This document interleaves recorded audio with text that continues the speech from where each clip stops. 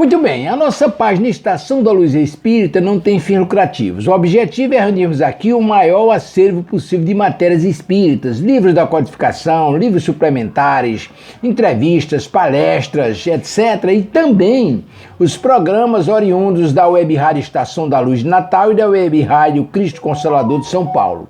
Portanto, o programa que nós vamos reproduzir aqui, e convidamos para nos acompanhar mais uma vez, programa 87, estudo aprofundado do livro Memórias de um Suicida, primeira parte, capítulo 1, com Helena de Fátima, Sueli Gadioso, Amélia Cordeiro e Rosângela de Barros, na Web Rádio Estação da Luz. O programa simplesmente imperdível.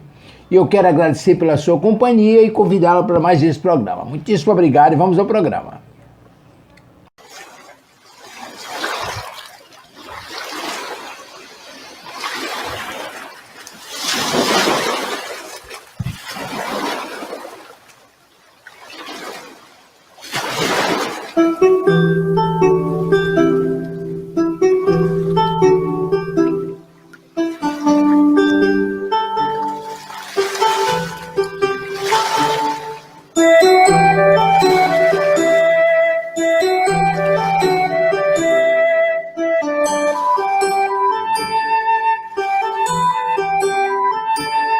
Vamos construir uma nau, vamos construir uma nau para navegar no mar, para navegar no mar e outras terras encontrar, e outras terras encontrar, para além de todo o mar, para além de todo o mar.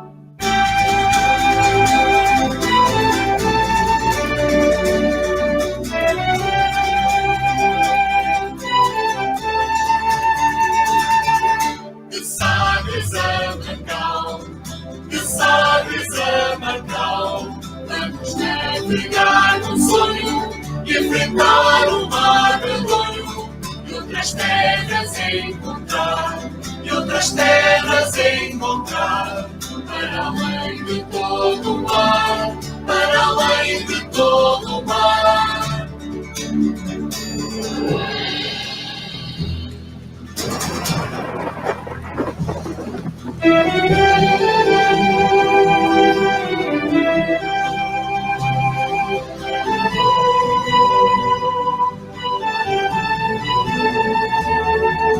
As armas e os barões assinalavam cada ocidental praia lusitana. Por mares nunca antes navegáveis, passaram ainda além da urbana, em perigos e guerras cessadas, mais do que permitia a força humana, e entre a gente remota edificaram um novo reino que tanto sublimava. O céu estrelado é o nosso dia, nossa fé nos confia, venceremos todos os medos, com coragem e alegria, sob a égide de Elohim. Cruzaremos todos os mares, desfrutando ao vento da bandeira do Evangelho imortal. Levaremos a tua parte esperança de alegria. Jesus, faremos vibrar os corações em harmonia. Vamos construir uma nau, vamos construir uma nau para navegar no mar, para navegar no mar e outras terras encontrar, e outras terras encontrar, para além de todo o mar, para além de todo o mar.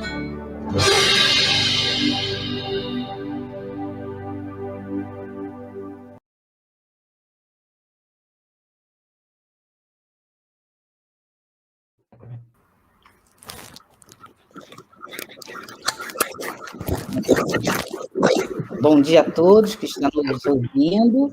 Vamos dar início ao nosso estudo do livro Memória de um Suicida e vamos iniciar com a leitura do Evangelho segundo o Espiritismo, capítulo 3, o item 2. Quem vai fazer a nossa leitura é a Ruth Conceição. Vamos ao nosso Evangelho. Há muitas moradas na casa do meu pai. E o item 2 são diferentes estados da alma na erraticidade. A casa do pai é o universo. As diferentes moradas são os mundos que circulam no espaço, infinito, e oferecem aos espíritos encarnados locais apropriados ao seu adiantamento. Independente da diversidade dos mundos, essas palavras também podem ser entendidas como o estado feliz ou infeliz do espírito na erraticidade, segundo a situação do espírito, mais ou menos depurado e desprendido dos laços materiais. O meio onde se encontra, o aspecto das coisas, as sensações que experimenta e as percepções que possui variam ao infinito. Enquanto uns não podem afastar do meio em que viveram, outros se elevam e percorrem o espaço e os mundos, enquanto certos espíritos culpados ficam vagando nas trevas, os infelizes usufruem de uma luz resplandecente e do sublime espetáculo do infinito. Enfim, enquanto o mal, perseguido pelos remorsos e pelo arrependimento, frequentemente sozinho, sem consolações, separado dos objetos da sua afeição, padece sob a pressão dos sofrimentos morais, o justo, reunido aqueles que ama, desfruta as doçuras de uma inefável felicidade. Portanto, ali também há várias moradas, ainda que não sejam circunscritas nem localizadas.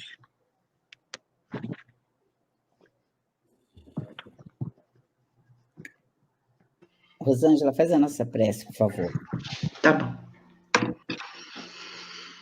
Graças a Deus, Jesus, Mestre e Senhor de nossas vidas, Deus, Pai de infinita misericórdia, é com muita alegria que estamos aqui dando continuidade ao nosso estudo dessa obra que nos fala tanto sobre vida, Memórias de um Suicida. Que a tua luz, que a luz dos espíritos envolvidos nesse trabalho, Leon Denis, Camila e Dona Ivone, possam nos ajudar para que nós possamos trazer aquilo que nos acalanta a alma, que nos ajuda, para que os nossos irmãos que estão conosco nesse momento, encarnados e desencarnados, possam compreender a tua mensagem, Mestre amado, que é uma mensagem de amor. Assim, Senhor, em teu nome, em nome desses amigos espirituais, de nossos benfeitores que nos acompanham, mas acima de tudo, em nome de Deus, nosso Pai Criador, te pedimos permissão para, de nossa parte, iniciarmos o nosso estudo na manhã de hoje. Graças a Deus, Senhor. Graças a Deus. Bom, então, vamos começar o nosso estudo de hoje, do livro Memória de um Suicida, e a gente, como sempre está falando, e vamos repetir sempre, estudar o Memória de Suicida é falar sobre vida, e vida em abundância, como nos ensinou Jesus. Então, por isso, a gente sempre vai começar lembrando aquele ensinamento de Jesus, quando ele se encontrava com seus discípulos, com seus amigos, que ele sempre lembrava sobre a paz, né? Então, ele dizia que a paz esteja convosco. Então, que a paz esteja com todos nós. Todos nós, a equipe, eu, Helena de Fátima, Sueli Gaudioso, Amália Cordeiro, a Ruth Silva, Rosângela Bore. Então, essa é a equipe que vai estar, teremos alguns convidados, né? Mas essa equipe fixa para estarmos estudando em equipe esse livro, porque São muitas abordagens, são muitos aspectos, e nada melhor do que estudar em grupo, né? Estudar em equipe. Nada na vida, nada na lei divina é feita sozinho. Basta ver a criação do nosso planeta, né? Uma pleia de espíritos puros, comandado pelo Messias, fez a gênese do nosso planeta. Está lá Emmanuel trazendo para a gente. Kardec em equipe, e tudo é feito, na verdade, em equipe. Então, esse nosso estudo, ele tem como objetivo, primeiro, é o quê? Estudar as premissas da filosofia espírita, porque nós vamos encontrar nessa obra toda a base, toda a obra de Kardec, toda a obra do coautor, que é Leon Denis. Nós já falamos isso a outra vez, e vamos estar sempre relembrando isso.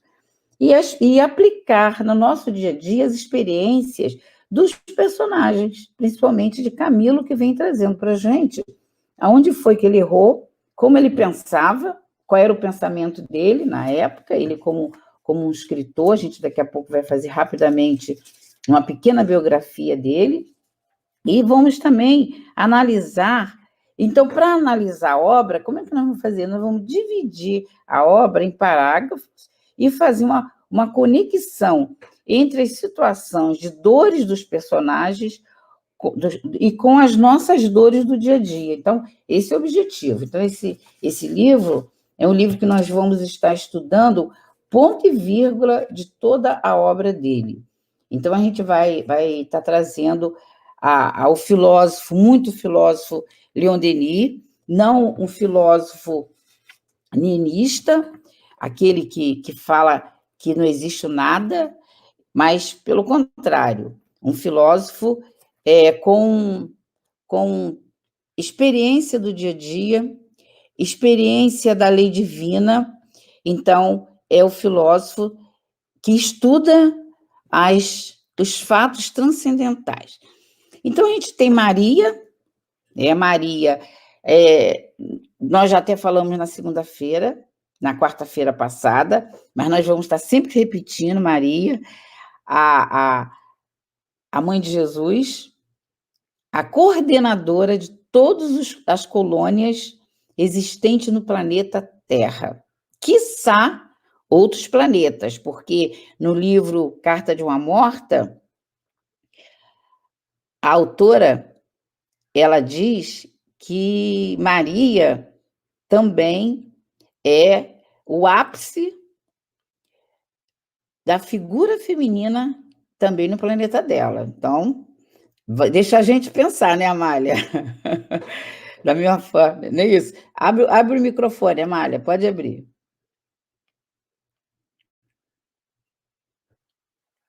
Tu está sem som. Então, sim. Isso, inclusive, né? Ela fala de vários planetas, né? Uhum. É encantadora essa obra. Nossa, o estado dos planetas. Exatamente. Então, é isso. Então, a gente vai ver o que a gente vai ver. A gente vai ver, assim, que o conteúdo desse livro, muita gente realmente fala que os 2 primeiros capítulos, que ele é dividido em 3 partes. Primeira, segunda e terceira. Nós estamos na primeira parte, no primeiro capítulo. Esses 2 primeiros capítulos dessa primeira parte são verdades incontestáveis. A gente vai ver por quê. Verdades amargas, mas que extremamente necessária para que a gente possa entender e descobrir quais são as realidades espirituais e essenciais da vida. Então, Leon Denis vai estar trazendo para a gente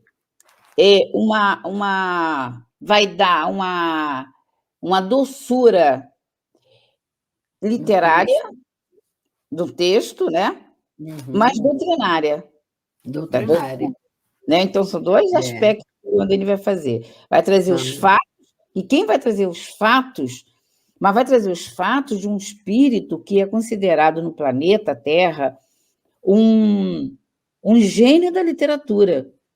Nossa, devia ter sido difícil para a Ivone receber mensagem de um gênio da literatura, que por mais que a literatura fosse niilista, mas é a literatura, é a estética, né? Então, para receber a fala, as palavras. Então, a gente vai ver que tem palavras assim que a gente tem que ir no dicionário, e a gente vai no dicionário, porque a gente aprende aqui a lei do trabalho, né?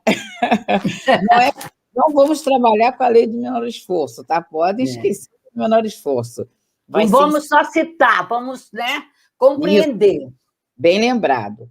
Então, a gente vai ver rapidamente a mini história desse personagem, desse Camilo, desse gênio da literatura, porque ele, enquanto gênio, ele tinha um verbo arrebatador. E quando ele vai traçar as realidades que ele encontra, ele chama de vida real. Por quê? Ele tem a característica de verbo arrebatador, então ele traz esses termos. Aqui é vida real, mas lá na frente a gente vai ver isso. Nós puxamos lá da frente e trouxemos para cá. Até mesmo porque ele estava, no ditado popular, sentindo na pele, né, o que ele estava vivendo. Estava doendo nele, estava sentindo na pele. Então, era real para ele aquilo ali. Era real mesmo. Exatamente. Então, ele fala como vida real. Eu vou pedir, Ruth, você está com o material aí à mão? Só para ler. Não tem problema. A Rosângela está. Olha só, nós temos... Eu fiz um resumo do resumo que dá para ser lido. Por isso que eu vou pedir, depois a gente vai entrar... Do quê? Sobre o perfil do Camilo. Lê para a gente, Rosângela, que a gente não vai analisar o perfil dele, tá? A gente só vai ler para quem se interessar, tá? Camilo Ferreira Botelho Castelo Branco, historiador, tradutor, romancista, cronista, dramaturgo, crítico e etc. Não era pouco. Não. 1889, membro da Sociedade de Letras de Lisboa, um ano antes do seu suicídio. Aos 16 anos, casou-se com Joaquina Pereira. 1843, frequentou a Escola de Médico de Cirurgia do Porto. 1845, começa com as suas primeiras obras públicas. 1850, ingressa no Seminário do Porto. 1854, conhece Ana Plácido. 1889, em depressão por causa da cegueira.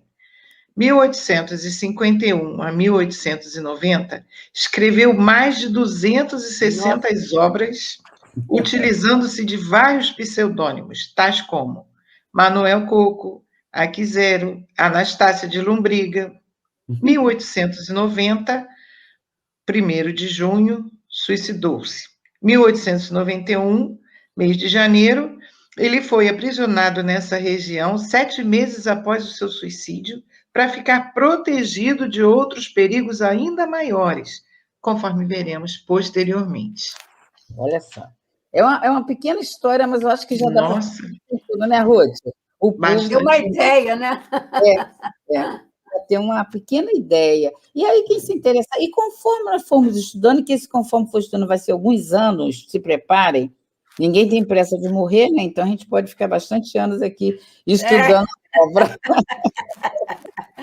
Aí, aliás, eu descobri, desculpe dar uma... Não. Eu gosto de perder essas chances de que no mundo espiritual tem cursos que levam séculos. Então, a gente não tem que ter pressa, a gente tem que aprender a não ter pressa. Muito boa essa informação, né? Depois o tempo, né, Amália? O tempo para estudar não tem que ter pressa. Não, e o tempo para nós é que o tempo é essa correria, porque o tempo é muito mais que isso, né? Então, Ruth, não, a Amália, vê para a gente depois mais informações sobre essa questão de os cursos na espiritualidade. Muito interessante isso, tá? Tá.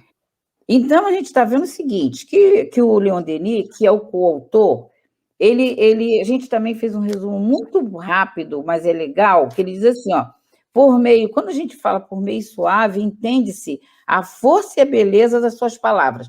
Nós que conhecemos, gostamos e amamos as obras de Leon Denis, fazendo esse resumozinho, a gente já sabe. Quem não conhece, vai conhecer, porque nós vamos estar trazendo obras de Leon Denis aqui para a gente, tá, gente? Se prepare que vocês vão ter que estudar Problema do Ser, No Invisível, Depois da Morte. Na semana passada, no outro grupo de estudo, nós estudamos O Gênio Céltico e o Mundo Invisível e muitos outros livros. Tá? Então, com isso, a gente vai conhecer as obras básicas e vamos conhecer obra de Dona Ivone e obra de Leon Denis. Então, Por isso que o curso vai ficar suave. O estudo do livro vai ficar suave. E belo. E belo. E belo, como diz Leon Denis aqui. Ele diz mais, ó, e por verdades amargas e duras, a realidade do suicídio, mais bem representado nesses 2 capítulos. Por quê? Nós vamos iniciar agora esse capítulo, aonde tem um mito, e também não é também fora da verdade, não é inadequado dizer que é realmente verdades amargas e duras e cruas, que o Camilo traz as verdades amargas, duras e cruas, como elas são. Então, a gente já está avisando, já estamos nos preparando, porque vão ser cobertas, vão ser respaldadas por beleza, por palavras, forças e realidade. Nada fora da realidade. Nós não somos criancinhas, nós somos espíritos que já temos um grau de evolução, até porque já temos vícios, está lá, a gente vai ver mais à frente, que já evoluímos, porque já somos viciosos, né, Ruth? Se não fôssemos viciosos, aí seria espírito primitivo. Não somos. Senhor, por que para nós você fala diferente dos outros? Porque já tens pecado. Isso aí. Jesus com os apóstolos, né? Por que para nós você não fala por parábolas? Então, a gente está trazendo aqui também rapidamente, e só citando o Vitor Frankl, porque ele é aquele que veio trazendo a importância do trabalho, a importância do sentido da vida, o contrário dos filósofos nihilistas, que foi trazendo, principalmente através de Nietzsche, após Nietzsche, foi trazendo para a humanidade, né, fez uma proposta da ausência do sentido, segundo Nietzsche, a ausência do sentido, atrelado ao conceito de super-homem, né, que surge a partir dessas filosofias, a filosofia do nada. Então, isso traz como resultado a criação do novo homem por meio de que é denominado de vontade de potência. Isso aí a gente não vai estudar sobre isso, mas é só para a gente estar vendo que ele veio trazendo a questão da morte de Deus. Então, a partir da obra de Nietzsche, A Morte de Deus, ou seja, da ausência de qualquer princípio, de maneira estando o homem destituído de normas, crenças, dogmas, tradições e da ideia de Deus. Pelo contrário, o Vitor Frankl vem trazendo o quê? A ideia de Deus, a ideia do trabalho, a ideia da logoterapia.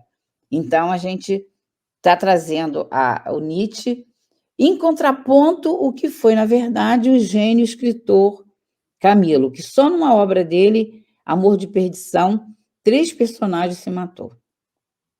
Só para a gente estar vendo... Para ter ideia, né? Ter ideia.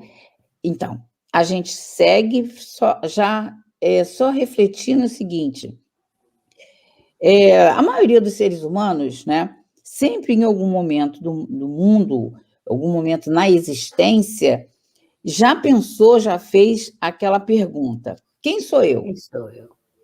Essa é uma pergunta comum, o espírito encarnado. Desde o momento que saiu da mão do Criador, que virou, de princípio inteligente, se transformou em espírito, ele sempre foi questionar de forma diferente, mas quem sou eu? Então, a gente sabe que nesse questionamento de quem sou eu, é como se fosse um iceberg, né? De 5% a 20% é a parte aparente. O restante é submerso, imerso na água. Então, qualquer estudo rápido que a gente for fazer na internet, a gente vai descobrir coisas incríveis sobre os icebergs da vida. Inclusive que a água não é salgada, é doce. Então, isso significa o quê? Em que grau a gente vive? A gente vive no grau da chamada consciência ou a chamada subconsciência? Subconsciência.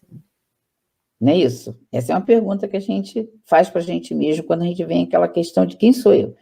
Então, nisso, a gente gera doenças, transtornos, melancolia, nostalgia, depressão, e a depressão não necessariamente leva ao suicídio, mas pode levar ao suicídio. Um índice muito grande tem sido esse caminhar até chegar ao suicídio. Então, esse Camilo, esse personagem, ele vai relatar para a gente o que aconteceu com ele a partir da notícia da cegueira, a partir da perda, a partir do momento que ele entrar num processo de expiação natural aos espíritos encarnados no planeta Terra. Então, ele, por ser alguém que acreditava no nada, o que ele fez? Ele foi vítima de tudo aquilo que ele falou, que ele escreveu, que ele divulgou e que ele incentivou, com certeza, muita gente com suas escritas, com a sua fala. Então, ele vem descrever como fica a situação do espírito imortal, que é uma verdade incontestável, que somos imortais, como vai ficar quando alimenta essas ideias. Então, isso é para a gente uma necessidade de ler, reler, estudar, distribuir, comunicar, vibrar em favor de todas as pessoas que sofrem, e a maioria de que sofre como está nas questões do Livro dos Espíritos, a partir da questão 944, lá do Livro dos Espíritos, começa a falar sobre a questão do suicídio. Então, da questão, isso para todos que estão nos ouvindo, pode já ir fazendo uma pesquisa, a partir da questão 943 até 957, a 957 é uma questão que a gente mais vai tratar agora, que vamos entrar agora nos relatos de Camilo, porque a 957 é aquela pergunta que está assim. Lê aí para a gente, Sueli, está com o material aí? Mas, se não tiver, eu estou com o Livro dos Espíritos aqui. 957, que é uma questão que a gente vai mexer muito com ela, tá? Abre o fone, Sueli. Bom dia a todos.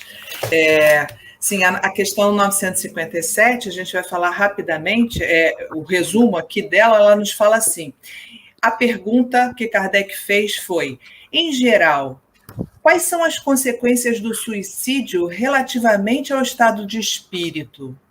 E os espíritos nos falam, as consequências do suicídio são muito diversas. Não há penas fixas e, em todos os casos, são sempre relativas às causas que o produziram. Mas existe uma consequência a qual o suicida não pode escapar. É o desapontamento. De resto, a sorte não é a mesma para todos. Depende das circunstâncias. Alguns expiam suas faltas imediatamente, outros numa nova existência, que será pior do que aquela cujo curso interromperam. Então, é bem importante que a gente vai repetir várias vezes esse desapontamento, quer dizer, que ele percebe o quê? Que ele não conseguiu morrer, porque nós todos somos espíritos imortais. Então, esse desapontamento dele perder a oportunidade de se melhorar é bem evidenciado depois de um suicídio, né? E uma outra coisa também nessa questão muito importante de nós começarmos as leituras do Memória é que varia, a situação não é fixa. Para cada ser, o que o motivou, como foi, é de acordo com o motivo. Mas para todos, mesmo para aquele suicídio que Kardec chama suicídio moral, isso aí, ele vem falando isso aí, na questão 952. Leva novamente a 952 para a gente, Sueli. Eu vejo sim, peraí, só 952. 952. Ele fala, a pergunta é assim, o homem que perece vítima do abuso de paixões, que ele sabia que deveriam apressar o seu fim, mas as quais não tinha mais poder de resistir, porque o hábito a transformar em verdadeiras necessidades físicas, comete o suicídio? Quer dizer, ele não tinha mais condição de resistir. A resposta foi o seguinte: é um suicídio moral. E aí vem o agravante. Não compreendeis que, nesse caso, o homem é duplamente culpado? Há nele falta de coragem e bestialidade, e, além disso, o esquecimento de Deus. Pronto. Então, quer dizer... Ele seguiu o arrastamento que sempre se fala, né? Ele poderia ter evitado, por se ele tivesse força e se ele tivesse coragem, que Lacordaire nos convida sempre. É a força e a coragem. Então, aí ele tem um suicídio moral.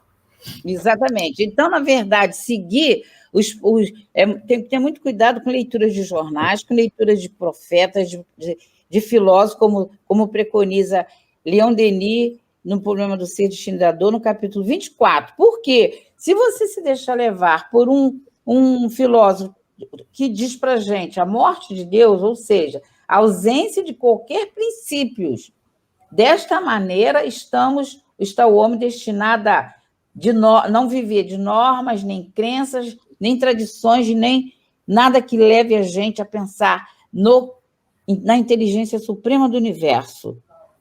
Então, a gente vai vendo que essa questão 952 é muito séria, que você vai se deixando levar por paixões, porque na hora, quando ele diz que a morte de Deus, que matou Deus, ele traz um super-homem. Será que nós somos super-homem? Está lá no livro dele, a morte. Nós não estamos analisando Nietzsche, mas nós temos todo o direito, no nível de ideias, o debate é democrático. Temos todos os direitos de fazer comparação e trazer a nossa posição. Quando estudamos Memória de Suicida, nós trazemos 5 posições da premissa espírita. Fala, Amália. Bastaria pensar que ele foi criado por Deus, né? Não tem outro caminho. Não tem outro caminho. Então, agora, eu vou pedir a Rosângela. Rosângela, vamos entrar agora, a gente vai entrar mesmo no Memória. Então, gente, olha só, agora nós fizemos apenas uma sensibilização, para a gente nos amanciar e ver que não tem mistério, inclusive vamos tirar muito aprendizado das consequências de quando a gente se deixa levar por ideias nihilistas, do nada. Então, eu vou pedir a Rô para fazer uma leitura, aí depois a gente vai entrar em análise do texto do Camilo. Está na primeira parte, Os Réprobos, capítulo 1, O Vale dos Suicidas.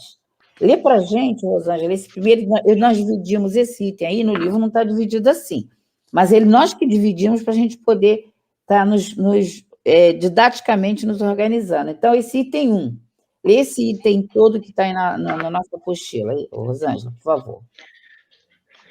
Precisamente no mês de janeiro do ano da graça de 1891, fora eu surpreendido com meu aprisionamento em região do mundo invisível, cujo desolador panorama era composto de vales profundos, a que as sombras presidiam, gargantas sinuosas e cavernas sinistras, no interior das quais uivavam, quais maltas de demônios enfurecidos, espíritos que foram homens dementados pela intensidade e estranheza verdadeiramente inconcebíveis dos sofrimentos que os martirizavam. Tá.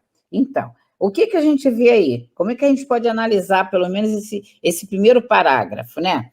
Primeiro ele fala assim, Camilo, fora eu surpreendido com aprisionamento em região do mundo espiritual, invisível, ele chama invisível. Aí a gente faz uma pergunta, como eu me comporto diante das provas da vida? Tem a ver esse surpreendido e preso no mundo invisível, Amália? Tem a ver com o comportamento das provas? O que você pode falar para a gente, dentro do que está aí? Só tem a ver, porque nós mesmos, no comum do dia a dia, não somos surpreendidos a todo momento, porque não prestamos atenção no que fazemos, né?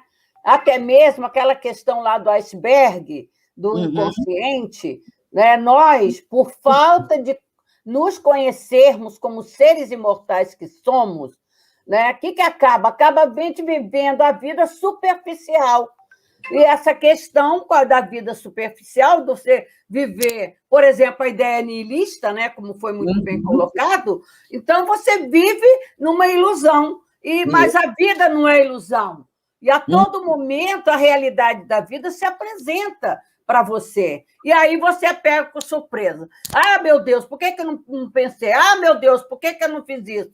E exatamente o que aconteceu com o nosso amigo. Ele foi levado, querendo ou não querendo, nós somos levados para regiões onde o nosso pensamento está atraindo e sendo atraído. Não tem outro caminho.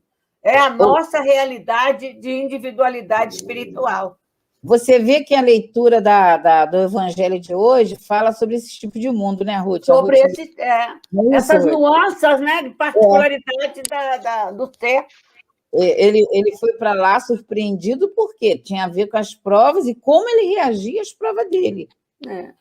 Então, por isso que nós estamos trazendo essa questão do Evangelho, capítulo 3, item 2, Kardec está trazendo, quando ele fala em várias moradas, ele está trazendo aí esse tipo de morada. Por que ele está ali? Como ele está ali? Né? Como ele está trazendo, a gente não precisa voltar, mas a gente sabe que esses diferentes estados da alma na erraticidade, né? Exatamente isso. Exatamente, diferente estado da alma na erraticidade, que depende do estado, olha só que coisa interessante. Como eu estarei como eu estarei, não é como eu estou fazendo aqui as coisas mecanicamente, ou de qualquer maneira, ou como eu quero, mas é como a minha alma está realmente caminhando. E a minha alma não caminha com atitudes superficiais, mas com a minha realidade íntima, o meu verdadeiro pensamento, sentimento, quem eu sou, de onde eu venho, para onde vou. A gente não pensa nisso, então está sempre sendo surpreendido. Exatamente. Aí, quando o Camilo ainda fala, lê para a gente, então, Rô, o segundo item, que aí a gente vai avançar nesse raciocínio. Eu só quero colocar uma coisinha rápida, essa surpresa pode ser boa, se a gente aprender com o nosso estudo a começar a usar a lei de Deus, né? E se esforçar. Que o grande propósito da doutrina é nos ajudar a aprender o valor do esforço por nos melhorarmos, que é com a persistência, com o esforço que a gente conquista, né? Então, para ele foi uma surpresa ruim, mas para nós já pode ir melhorando, porque a lei é causa e efeito, né? Então, vamos lá, item 2. Antes de você ler, só um instantinho, então. A Rosângela trouxe uma coisa interessante, que se a gente for fazer paralelos, é óbvio que a gente vai trazer moradas dos espíritos medianos, dos espíritos bons, dos espíritos superiores. No dia 13 de junho, nós vamos ver um espírito, que foi Samson, que conseguiu, 8 horas depois de desencarnado, dar uma comunicação onde ele estava falando da beleza do universo, onde ele estava falando que, através da doutrina espírita, não perca o encontro, tá? Vai passar aqui na Estação da Luz. Através do estudo da doutrina espírita, ele conseguiu vencer o fenômeno em si da passagem, que Kardec fala lá que é de minutos ou de horas, mas só que no livro o tema é para quem se deixou levar pelo suicídio. Mas foi muito bem lembrado pela Rosângela isso. Que é só para dar um ânimo, né? Dizer que vale a pena, né? Isso mesmo. Lê pra então, gente. vamos lá, item 2. Nessa paragem aflitiva, a vista torturada do Grilheta não distinguiria sequer o doce vulto de um arvoredo que testemunhasse suas horas de desesperação.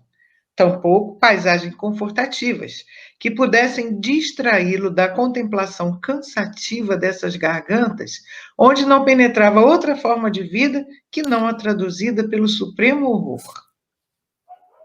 Continua? Não, para aí, só o 2 mesmo.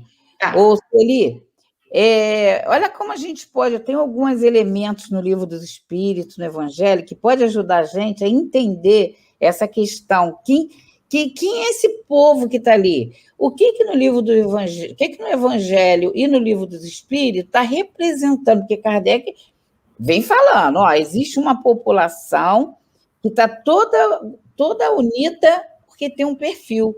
Que perfil é esse? Tem que ter um perfil, como a Rosângela disse ali. Não é para todos, não é para todo gênero de morte. Esse relato é para... E não é todo suicida que vai parar ali, não. Por isso que nós lemos a questão 957. Mas para todos tem a decepção. É outra coisa. Aí ele vem trazendo o relato da população que está ali. Aí a gente, no item 2, diz assim, nessa passagem aflitiva, lá embaixo, quando a gente vem trazendo ainda Kardec, no mundo de expiações e provas, ele havia... Bola de ferro cingida na perna dos condenados a trabalhos públicos e remata um grilhão, quer dizer, ainda tem aquela... É uma argola que vai prender aquela bolona, né? Então, é bem conhecida do nosso passado aí, né? Então, ele estaria, assim, preso. Uma observação super importante, que isso daí foi já em 1891, em janeiro, e ele desencarnou, para a gente fazer analogia, né? Essa época, assim, né? A gente viu que ele desencarnou em junho.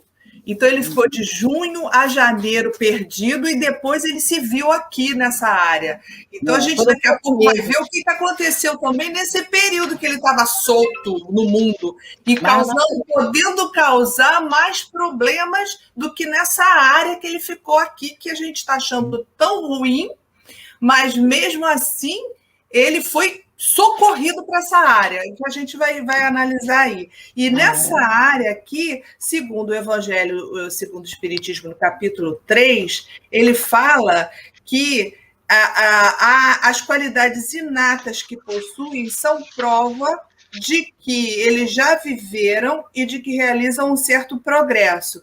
Ainda somos, segundo o Evangelho, fala que somos viciosos e rebeldes à lei.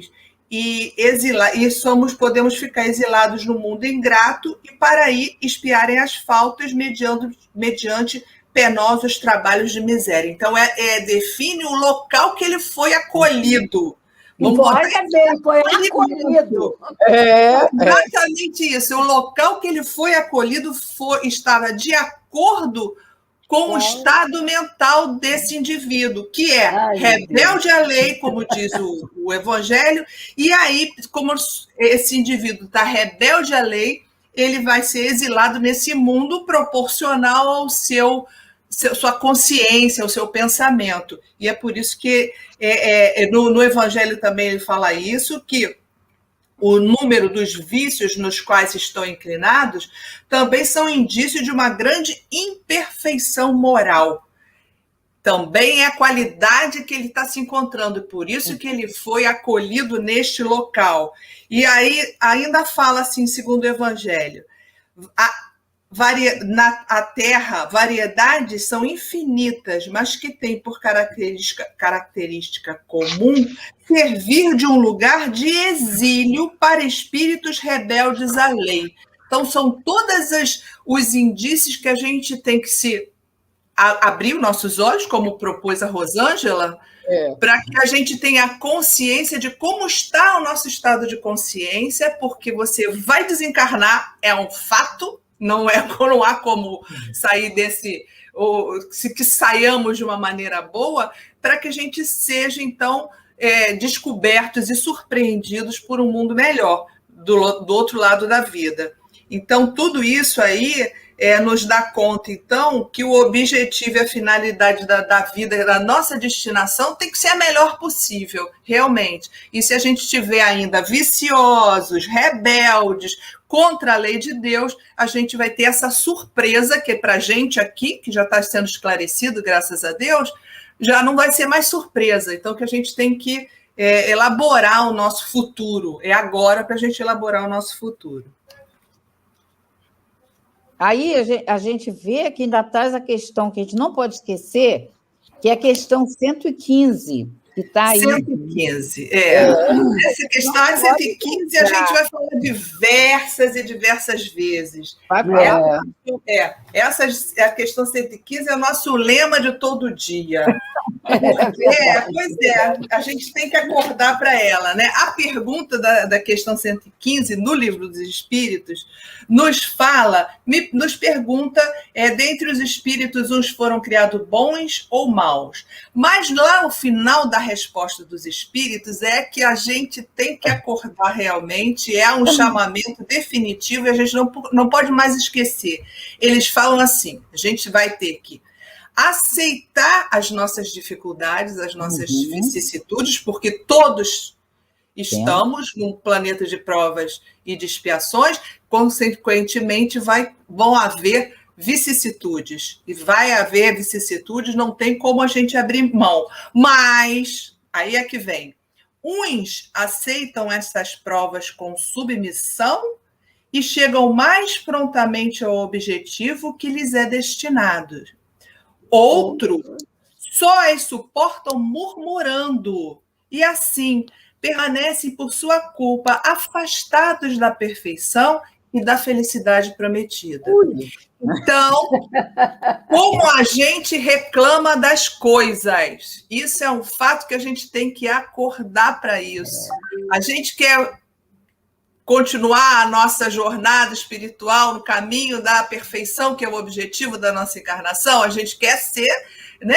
As reencarnações, o objetivo aqui, a meta é ser perfeito. Isso a gente já sabe.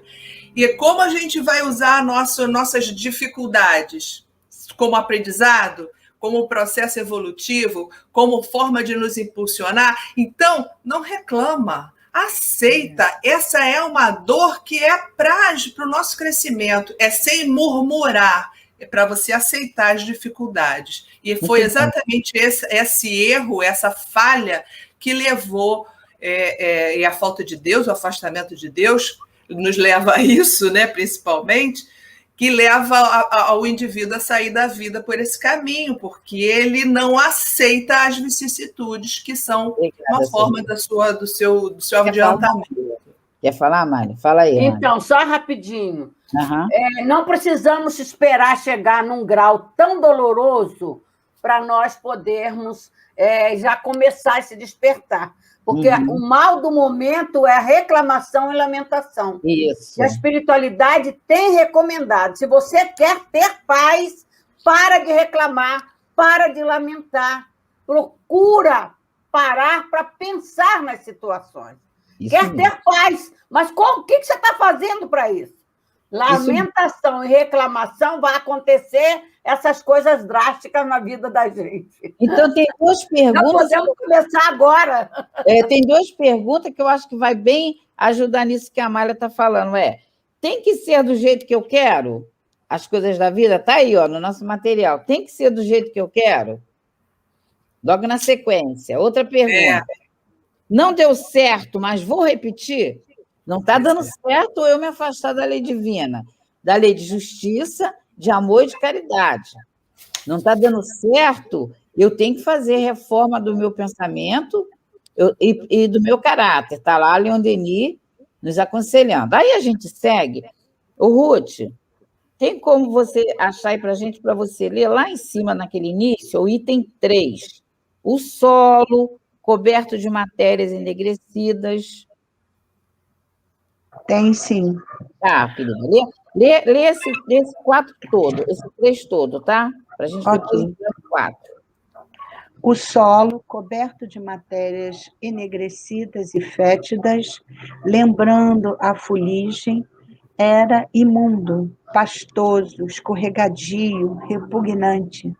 O ar pesadíssimo, asfixiante, gelado e noitado por bolhões ameaçadores, como se eternas tempestades rugissem em torno, e ao respirarem-o, os espíritos ali ergastulados sufocavam-se como se matérias pulverizadas, nocivas mais do que a cinza e o cal, lhes invadisse nas vias respiratórias, martirizando-os com um suplício inconcebível ao cérebro humano habituado às gloriosas claridades do sol.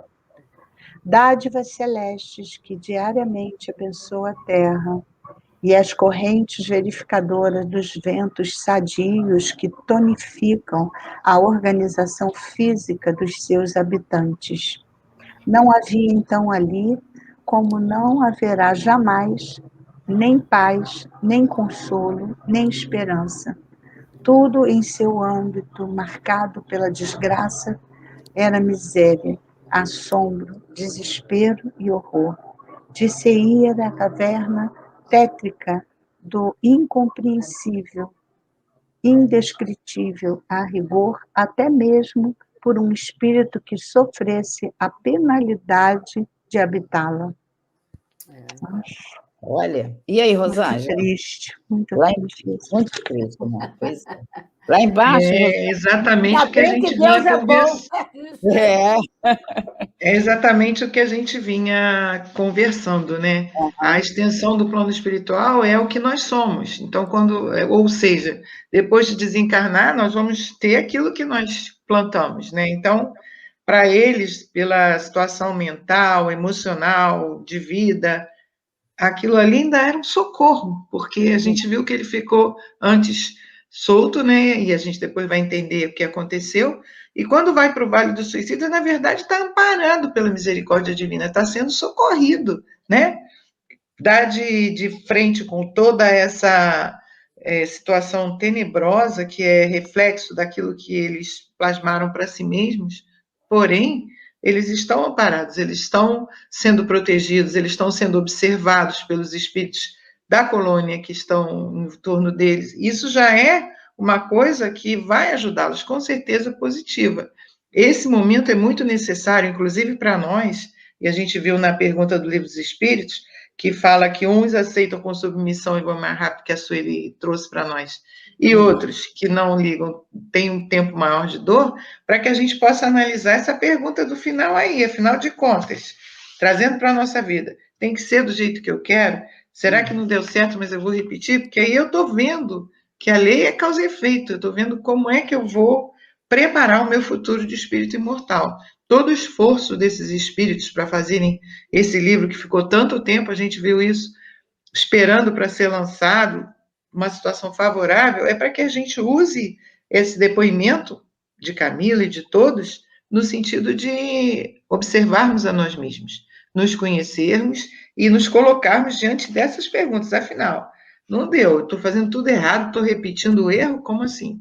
Então, é importante demais para que a gente use o famoso conhece-te a ti mesmo de Sócrates, né? Para que a gente avalie como é que nós estamos reagindo diante das dificuldades, porque elas vão existir, como disse a Sueli, as vicissitudes vão acontecer, não tem como, é o nosso planeta, é o nosso estágio, mas a nossa forma de reagir vai fazer com que a gente, observando esse relato aqui do sofrimento do lugar, esse item 3, então, é bastante triste, a gente tem como modificar já, e ir modificando já, e esse é o papel da doutrina espírita. É por isso que a gente está estudando, para que a gente aprenda aí já refazendo as nossas escolhas, revendo o foco da nossa vida. Então, é muito triste ler, é muito surpreendente, né, a gente imaginar que, embora possamos com certeza já ter passado, mas revermos isso, mas, por outro lado, também traz a grandeza da misericórdia que nos ajuda a pensar, olha, se você fizer assim, as coisas tenderão a ser assim, mas se você parar de reclamar, então é todo um contexto que vai se encaixando para nos ajudar a melhorar a nossa vida já, né? Muito mesmo. Aí a gente vê o seguinte, a concordância da doutrina espírita realmente tem que ser universal. Você vê que antes desse livro sair, Chico Xavier estava trazendo com o André Luiz, no Nosso Lar, um relato parecido, e bem similar e com conexão, onde nós colocamos aqui o Nosso Lar, e no livro, mais tarde, o outro livro dele, Libertação. Libertação. Né? Eu vou pedir a Ruth... Helena, deixa eu só fazer uma colocaçãozinha bem rápida de Nosso Lar. A gente, no Nosso Lar, observa a atenção dos espíritos, o cuidado que eles tinham, ficavam de olho. Qualquer um que elevasse a vibração, eles tiravam daquela colônia, né? Tinha um aparelho, bem lembrado. Sim, Um aparelho, né? Eles tinham um aparelho. Acompanhavam. Que ficava acompanhando. Mais tarde, Rosângela, no capítulo 2, quando eles forem retirados do vale e levados para outro departamento da colônia, aí a gente vai ter relato disso também.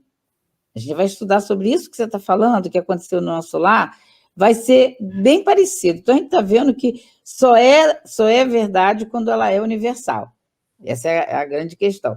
Então, embaixo dessa questão aqui, quando ele diz assim, Ruth, os domínios do Senhor da vida, olha que interessante, que também é colocado aqui logo abaixo dessa, quando a gente fala sobre o André Luiz, tem assim, os domínios do Senhor, isso é uma fala de André Luiz. Não tem problema. Ele diz assim, os domínios do Senhor da vida estende-se mesmo, olha só, os domínios do Senhor da vida estende-se mesmo às regiões infernais, onde os seus arquitetos imaginam reinar livremente. Em Libertação, de André Luiz, temos uma descrição dessa região. Isso não é nada mais só para a gente estar vendo, e que são obras doutrinárias que entrelaçam com as ideias. A gente vê que Camilo, ele ainda nesse relato que a Ruth leu, ele está falando da necessidade da paz, essa paz que João traz para a gente, que Jesus prometeu. Mas olha para você ter a paz do Cristo, olha o que você precisa. Vê se não combina com a questão 115 do Livro dos Espíritos. Aqui de João. Leia para a gente, quem tiver com ele na mão. Tenho-vos dito isso, esse? Tenho-vos dito isto, para que em mim tenhas paz, no mundo tereis aflições, mas tem de bom ânimo, eu venci o mundo. Olha o que é preciso, né, Amália? Olha a palavra novamente, ânimo. Contrário de murmuração. Tem que ter o ânimo. E para ter ânimo, você tem que prestar atenção na vida. E prestar atenção na vida segundo as leis reais. Não é somente sobre com a vida intelectual, a vida de material, mas nós não podemos prescindir na nossa vida da ideia de Deus. O homem não pode viver sem Deus. Não. Né? Então, é por isso que... Olhe, para uma grande esperança para todos nós, eu li Antônio de Aquino essa semana, que ele afirmando, né, que esta etapa dolorosa que a humanidade está passando, né, podemos dizer assim, é a última etapa que a humanidade está vivendo sem Deus. Olha, agora... Jesus Cristo, como a gente tem que pensar nisso? Muito que bom. Alegria que dá no coração da gente. Nós temos uma visão de futuro. Aproveitando esse gancho, o Viana de Carvalho diz que Jesus voltou. Está junto a nós, Viana de Carvalho diz. Olha a doutrina espírita colocou Jesus do nosso lado, conduzindo a gente nessa caminhada.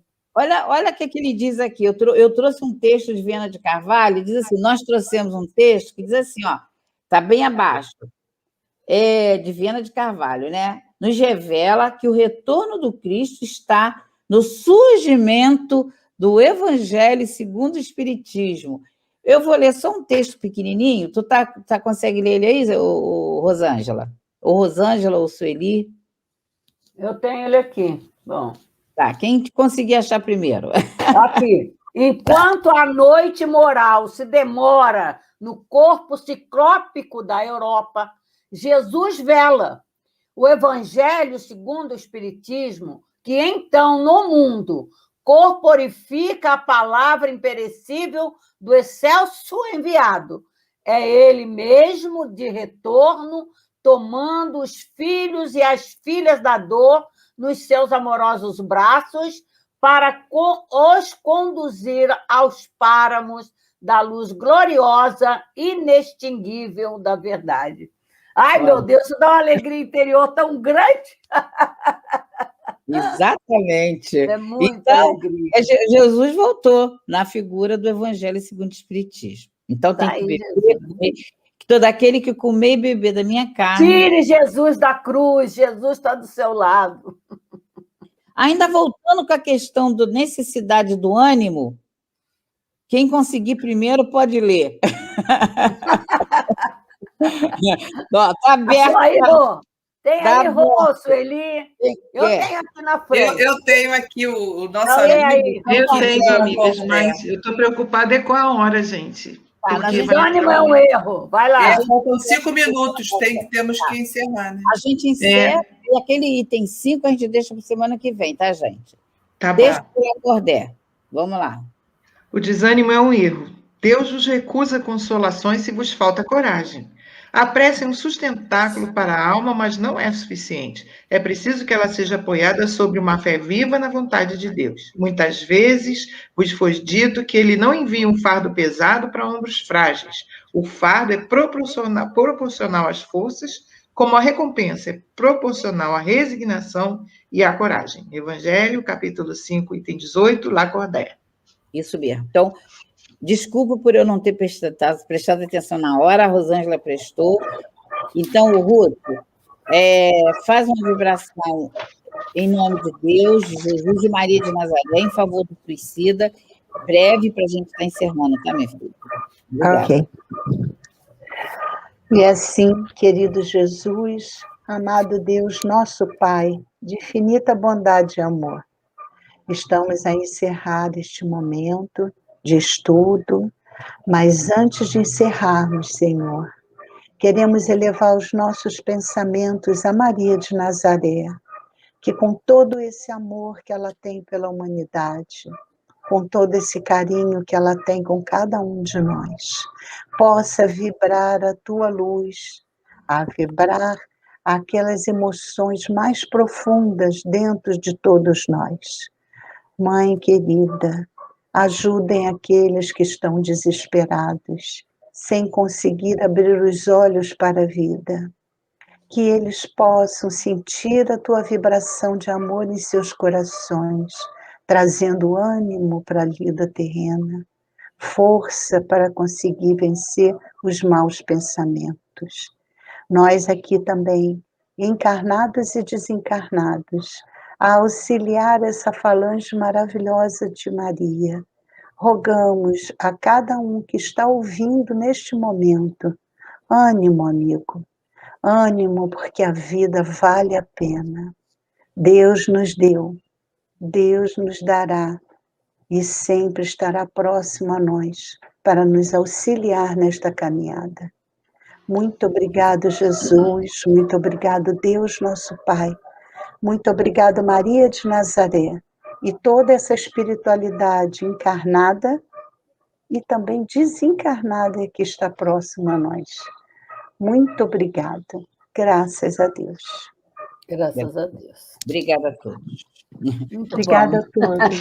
Obrigada a todos. Foi um bom Bom dia.